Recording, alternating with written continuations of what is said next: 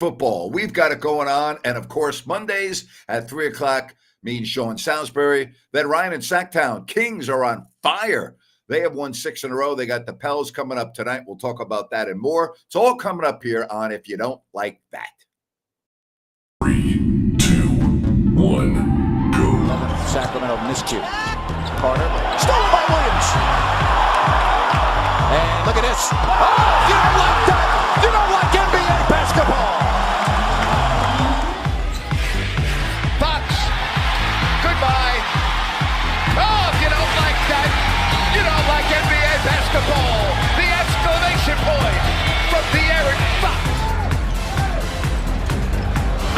Oh, if you don't like that, you don't like NBA basketball. Boy, that's an ESPN highlight right there. Whoa. Carlson comes in. How about this? Holy moly, Jim Bob Foley. That is a major league smush. Oh, yeah, we bring in Sean Salisbury. Sean, I hope you're doing well. But, you and I, every Monday, we're pretty much talking NFL, college football. But I wanted to ask you, as a matter of fact, the last time the Kings lost was in Houston to the Rockets on 2 games, no De'Aaron Fox. But I think the Rockets have been one of the top stories this year in the NBA. Do you get much talk on your radio show in the mornings in Houston about the Rockets? We would get a lot more, and we will, Grant, as it moves towards Christmas and the regular season of football, depending on the Texans situation. Astros, hell, people still want to talk about, we got a new manager here, even though he's been in the building, and Joe Espada, and who they're going after in free agency. But right now, D'Amico Ryans and C.J. Stroud and the way they're playing with a win next week is kind of taken over. But I don't want to say force it because you don't need to, because, Grant, after that first 3 games where they lost and then they went on like your Sacramento Kings are, a 6-game win streak. And, they've lost a couple, and LeBron, boy, he had a pretty good night last night against them. But they're playing better. And you know what it is, Grant?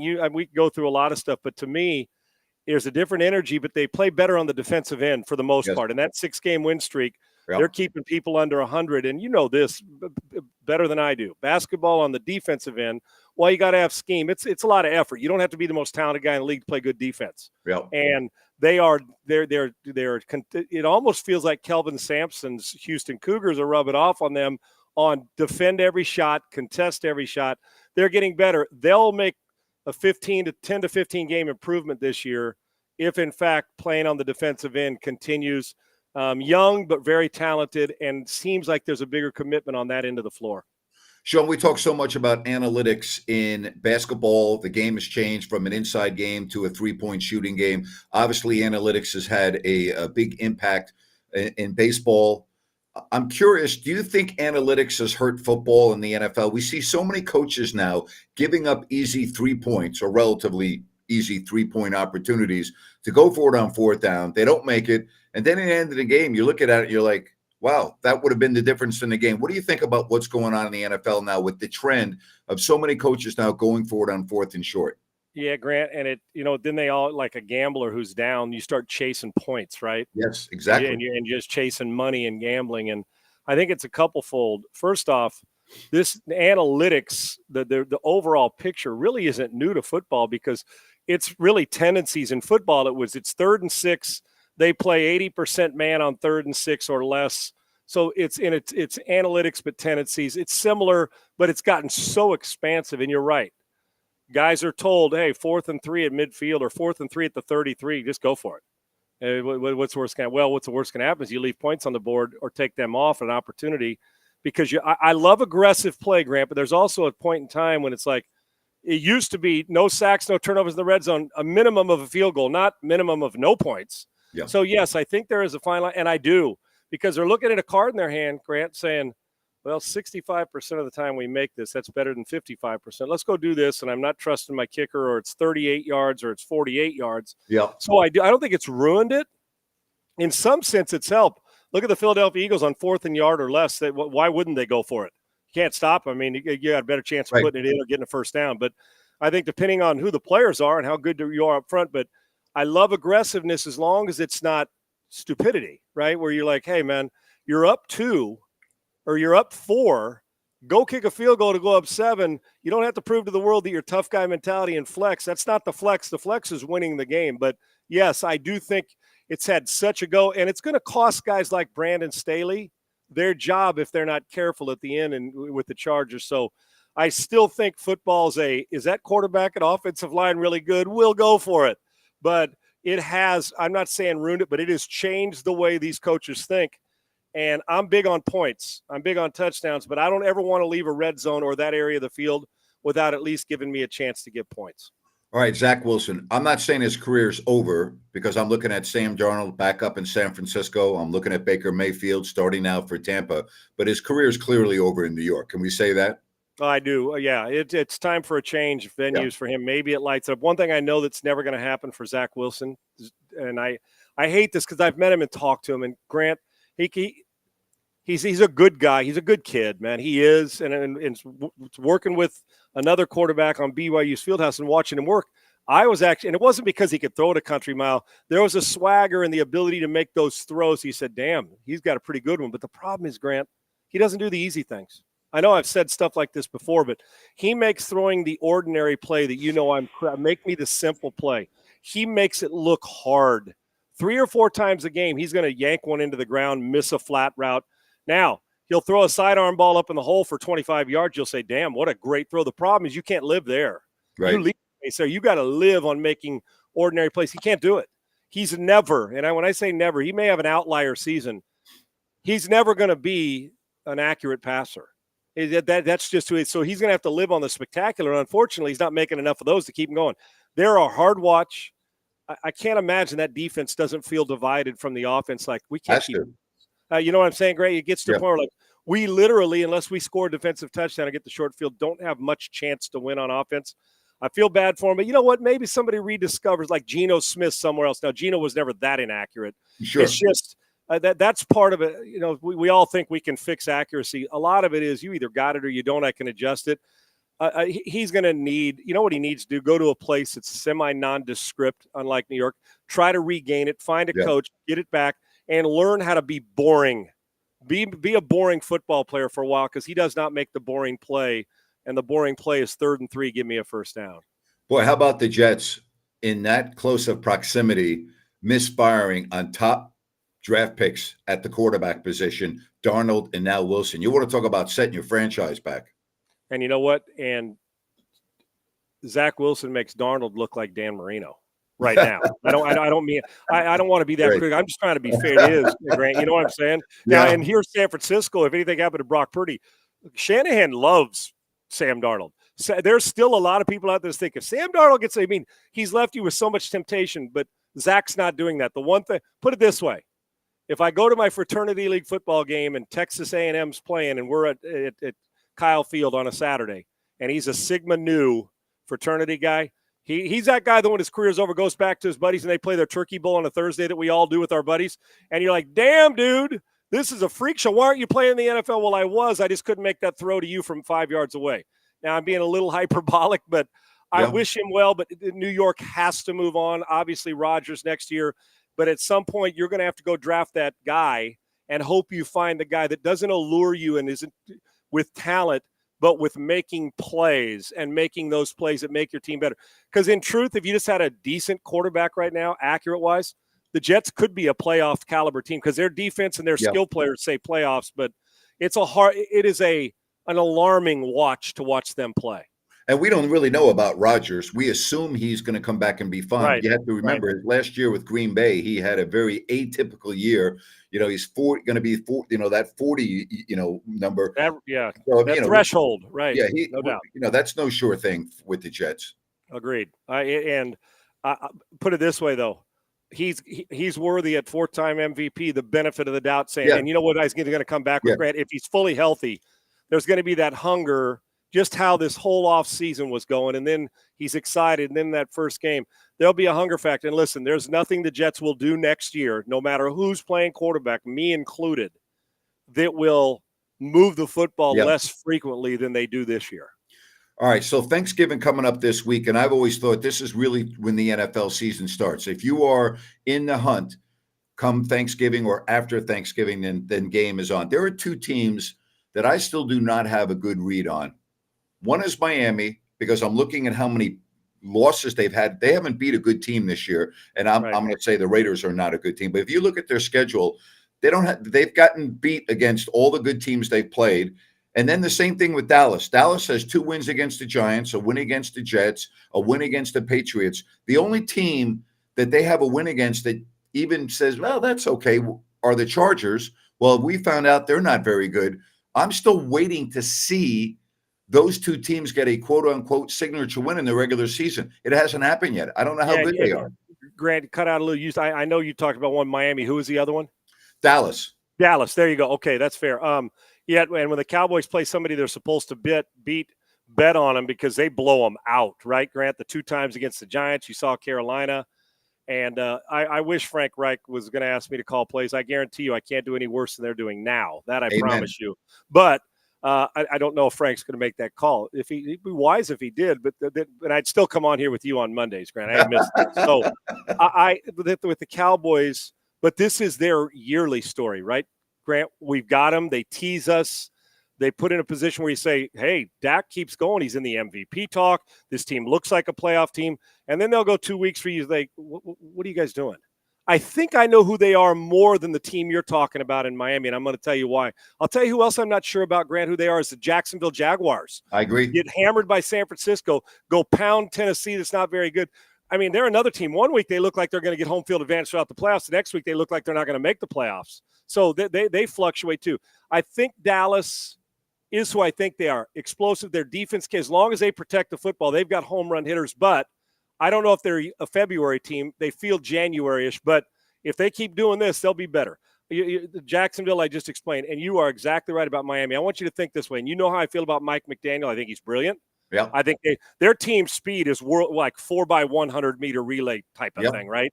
Yep. And if Tua's in rhythm and not throwing one hitch in rhythm and on time, they're going to score on anybody. But Grant, you know what? You know who they think 4 years ago? Big 12 football.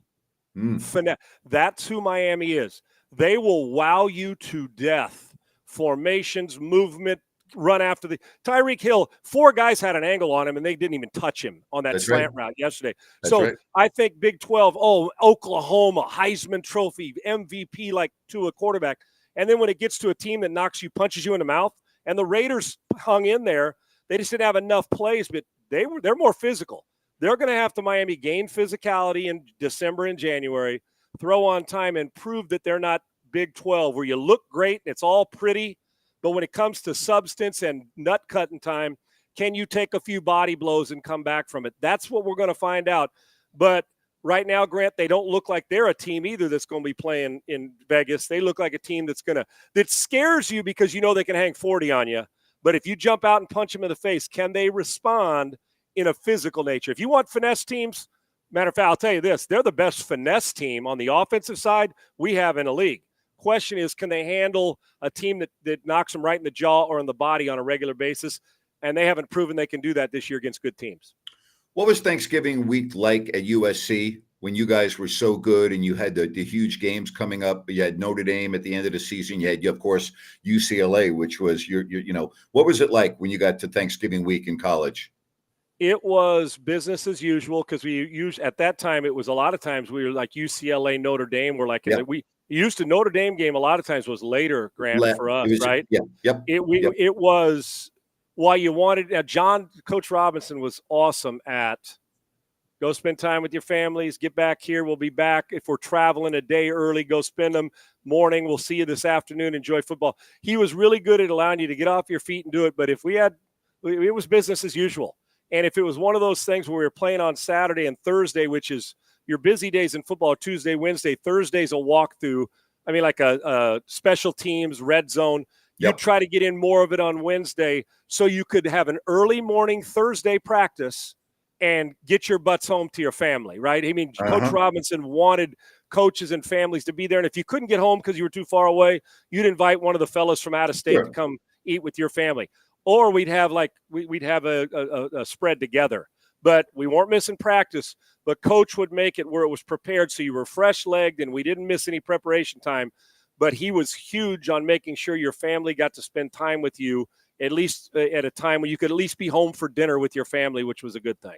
All right, Riley has a question for you. Sean, do you think Caleb Williams has hurt his draft stock with USC struggles? Listen, I understand the people are the crying, the leadership that people have a question with, not talking to the media. Real quick on that, I've always believed you don't have to tell us what we want to know. I've just always believed that if you're going to ride with all the name, image, and likeness, or at any level of sports, if you're going to ride when it's good and love it and stand up and smiles, you at least got to step up there, because leadership doesn't come from when things are going good. Leadership steps up from your leader when things are going back to bad, to show the rest of the guys how to do it. He needs to talk to the media. You don't have to talk long. Just show up. I'm not asking for a great story. Just show up. I think that's part and parcel to what a leader does. He takes all the the punches for his teammates, and he's got big enough shoulders and a great enough player to do that. As far as draft stock, I still don't see Grant. I know. Listen, he hadn't made a tackle all year unless he's thrown a pick, which he hadn't thrown many of those. Their defense is deplorable. They're horrible, and so without him, I'm not sure this team, they're a bottom third team in the conference right now, because they're just not. Now Lincoln can call plays, but there's speaking of physicality on defense, we ain't got it. So, and I'm telling you, Grant, you know this, talking to a bunch of SC guys, Greg, Cowett, and Lamb, and all of our buddies. Yep. Former players, they'd rather run it 50 times, us former players, than throw it 50. I'm just telling you, SC and physicality have always gone hand in hand when we've won. Now, with Caleb Williams, I don't see how, if I'm a front office guy, listen, him not talking to the media is not going to affect whether somebody takes him first or second. Him not playing defense is going to affect. Now, you may say, well, I like a guy's personality better, but when it gets, you know how this, Grant, is, talent's going to win over a lot of crap.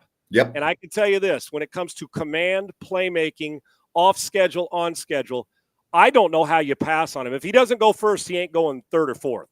Somebody who needs, right now, he's better than the bottom third quarterbacks in this league as we sit as a playmaker. Now he's got to go do his thing, but I don't think that SC, now he's not going to get close to the Heisman, but when it comes to draft stats, they're going to watch him and they're going to say, you tell me over the last 2 years on tape where this guy has not been as dynamic a football player as we've seen at that position in a long time for back-to-back years. I don't, if you took Bryce Young first, Caleb Williams is a better player. And I love Bryce. He's on a better team because they played more physical defense. Caleb Williams is a better player. So I don't see how you wouldn't. I saw somebody said they wouldn't trade Kenny Pickett for Caleb Williams right now. Well, then you're on crack, okay? Right. Because, yes, you would. They would score more points if he was a quarterback. No disrespect to Kenny Pickett. I think he's going to be the first or second pick of this draft. If you take somebody over him, the guy better be damn good, because Caleb Williams is a monster.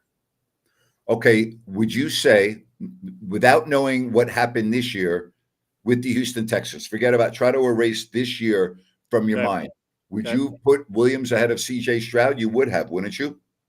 Before the year, yes. Yes, that's my point. Absolutely. Yes. No, and I still think there's some, Grant. I'm just telling you. Yeah. There are, because of his versatility and that, there are going to be some. All 32 would not agree on Stroud over Williams or Williams over Stroud. Correct. After what I've seen at the NFL level with CJ Stroud, I'd be hard pressed if you said you want to trade him for Caleb. I'd say I think I'm going to hold off. The 2 pick can have Caleb, because Stroud's just doing some inordinary, crazy ass stuff. But going into this year, if Caleb would have been in this draft, he was the first pick. How's that? That's the way that would have happened. Yes. All right. So here we are in the holiday seasons, and I saw you put out on social media a fundraising effort with animals and everything else that you do. How can people get involved? Grant, what I'll do for next week, I have 2 different sites to go, because people were inquiring about a cash donation that were out of state and couldn't deliver. What it is, and I'm a big animal lover, and I do the sock thing, which will go back to the spring, which gives people a chance to do it. We've done that the last couple of years. I try to change it up. Is we're doing for animals all the feed. There's so many animals that are getting put down, and they don't have anybody taking care of them. So all the stuff, canned goods, kibbles and bits, sweaters in the wintertime, all the stuff that they can use. And we're working with a place here in Richmond, Texas, to where they can donate, and it's going to be a lot of stuff. And then at Christmas, and that'll be between now and Christmas. But I'm also going to throw a big Christmas function. I do stuff for a brewery called Spindle Tap here, and they have Spindle Tap coffee, Spindle Tap beer. It's a phenomenal place, and we're going to have a big Christmas gifts for the less fortunate, provide food for them out there where they can come, and we'll serve them and get people involved so we can make a difference for them, whether it's cash or gifts. But I want everybody to have Santa Claus deliver, and it'll be for the less fortunate, or somebody who's just going through difficult times that can eat a meal and get a gift. And I'll work with that brewery with Spindle Tap to get it done. This time of year, I'd take everything I get and give it to somebody. I'd love to, because you know how I You're the am, best. buddy. I know. It's Yeah, not you're about, the I don't want a pat on the back just I know. for me. Well, hey, It's, you know I'm what? There are soft-hearted about people that stuff. talk, and then there are people that do it. You also talk, but then at the end of the day, you do it. You talk because that's what your living is. But Right. you're a very gregarious guy. But you know what? You back up your talk with actions. Actions speak louder than words. So hats off to you, my friend. Thank you, Grant. Real quick, when people say you're a celebrity, I don't look at myself. I know you don't either look at yourself. You're a That's public not figure. me. Right. I'm not, yeah, right. And I'm not even in my own home. I'm out here working in the grass, and I take trash out and do it. Nobody's cutting me any slack.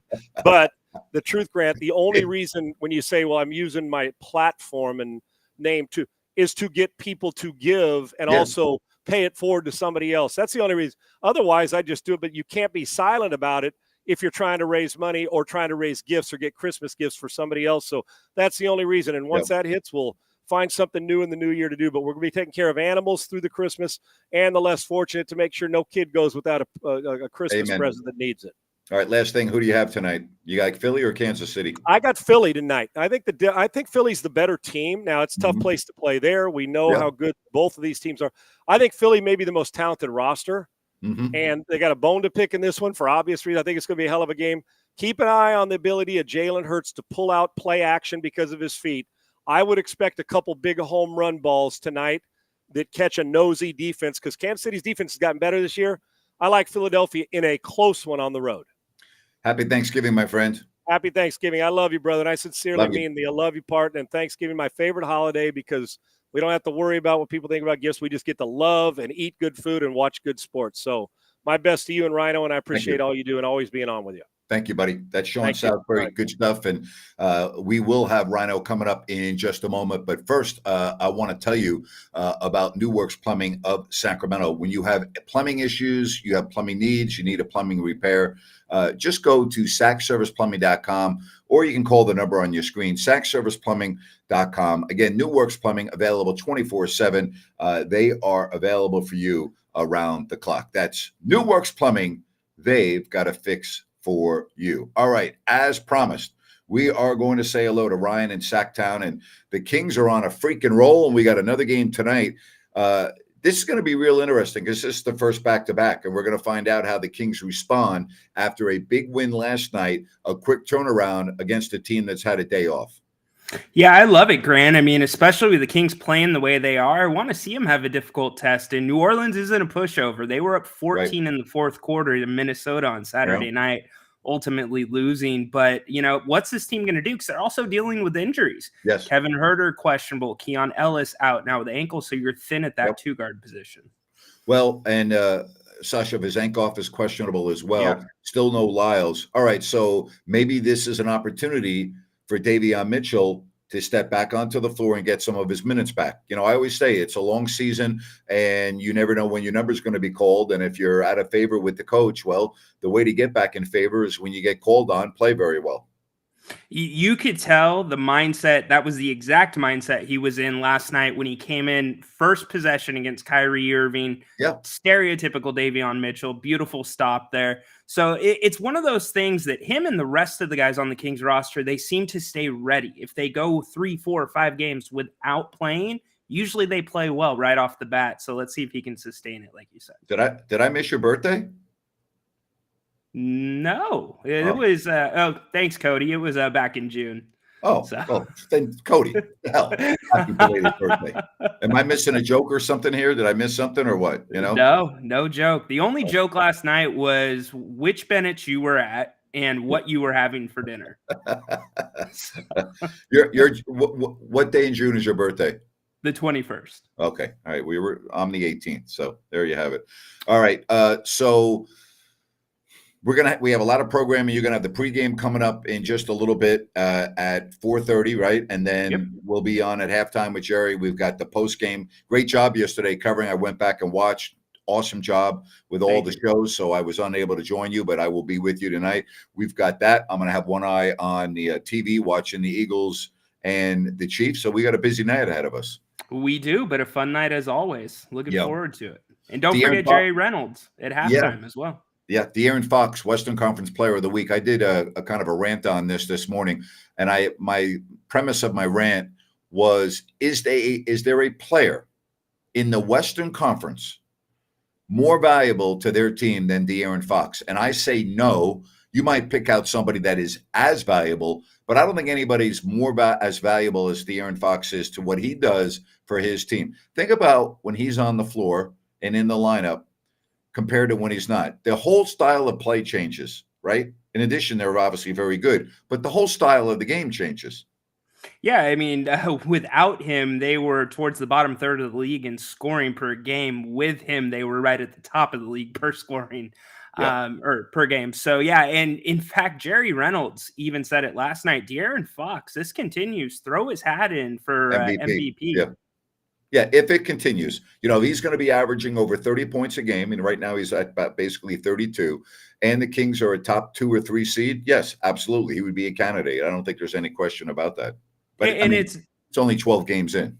Yeah, it's only 12 games in. And if it continued, it wouldn't be from us looking through it, with the goggles on, small market. He's really doing this on a national level against Luka Doncic last night, under 30 points, who's the premier point guard in the league. So De'Aaron's the story coming out of it. So it's a wonderful comeback for him.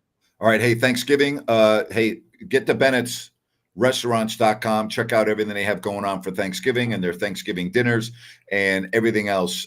They have 3 locations: Sacramento, Howe and Fair Oaks, Roseville, Eureka, and Lead Hill Road, and of course Bennett's West Side Grill at the Blue Oaks Town Center in Rockland. Again, go to bennettsrestaurants.com, make a reservation, check out everything else. You will absolutely love it.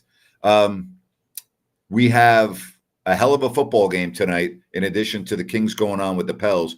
This may be as good of a game that's been on the schedule on Monday night. Which way are you going? I'm with Sean. I'm going Eagles, but just like you said, the contrasting styles between this team, traditional and contemporary with their styles, it's a cool matchup. I just think I got to take the power of the Eagles and the strength and the grind them down with Jalen Hurts over the flash with the Kansas City Chiefs and Patrick Mahomes.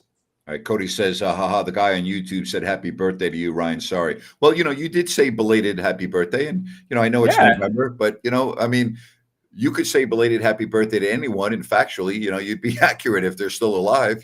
You'd be like, okay, well, it was several months ago, but that's all right, Cody. You know what we say, Ryan? Better late than never, my friend. Yes, indeed, Grant. And Cody, it might have been one of Napoli's family members, because his family grew Grant Napoleon by about 4 people last night, which was really interesting. Not to give the guy a run. Yeah. Oh, my gosh. Catherine wants to know how Bennett's was last night. I wish I could tell you, but I was not at Bennett's last night. Had I been in Sacramento, there's a very good chance I would have been at Bennett's, but I was not there last night. But I will tell you, if I had been, I would have told you exactly what I had, how good it was, and to get down to Bennett's, one of their 3 locations. So there you have it. Wasn't there? Were you at Bennett's last night? No, because you were working. I was working, but I could have gotten it to go. Could have done that. Dang it. Maybe that always works. Yeah.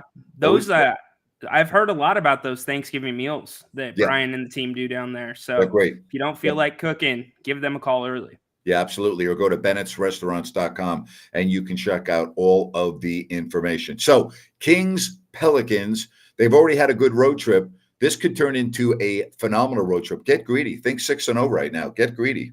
Absolutely. Why would you not? You've gotten through probably the hardest part of the road. Oh, you get through tonight. I think you've gotten through the hardest part of the road trip because you got the back-to-back behind you.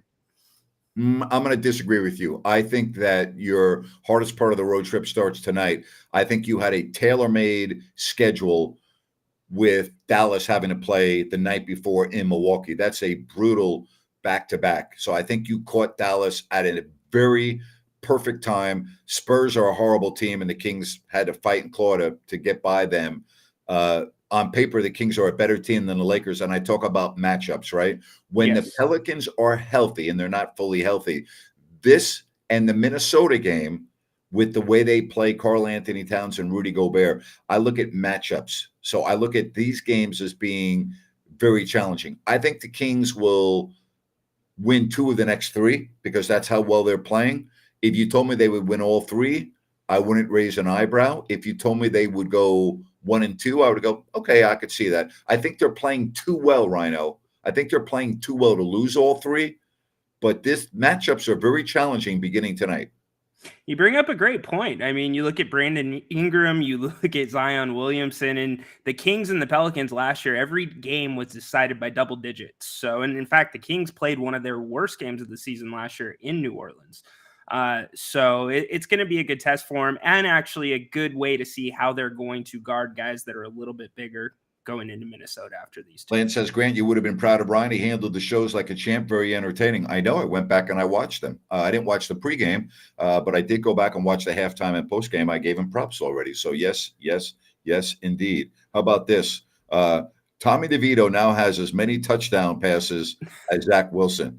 Yeah, if you're Zach Wilson, that's not something you want to see. That sounds so good. Yeah. I don't think Zach Wilson will ever be on the field again for the Jets. Unless somebody gets hurt, Yes. I don't know who's coming on the field for him now, but unless somebody gets hurt, yes. Yeah. You know, you never know. Maybe he gets the Geno treatment where he sticks it out and learns a little bit more behind somebody else. But if he can't learn behind Aaron Rodgers, I mean, who else are you going to learn behind? So I'm with you. But a lot of conversation last night, Grant, about the Giants winning. Were you happy? No, I was not happy. They can't so. win when they need to, and they can't lose when they need to. I was hoping they would lose every single game. Season's over. You know, it's painful. Winning games now doesn't mean a damn thing to me. So, no, I'd be embarrassed if I were Washington, though. Sam Howell was terrible. I think they turned the ball over 4 times, and it was awful football. All right, buddy. Pregame show coming up at 4:30, and then you'll join me and Jerry at halftime, and we'll look forward to having the postgame show. Can't wait. And we will be on, or I will be on PSF, not doing a watch party, but talking the game as it's going on. So passing comments along. So hop on there if you want to chat the game while we're watching the first half. Yeah, that's Pro Sports Fans. Download it to your phone. Easy to do. PSF, Pro Sports Fans. All right, buddy. We'll catch up with you at halftime. All right. Thanks, James. Yep, sounds good. Good stuff from Ryan in Sacktown. Busy day, and we are excited as well. Good stuff right there. And don't forget, again, pregame with Ryan, Jerry Reynolds at halftime, and postgame show, and Ryan will be over on PSF. Have yourself a great evening, everybody. We'll be back here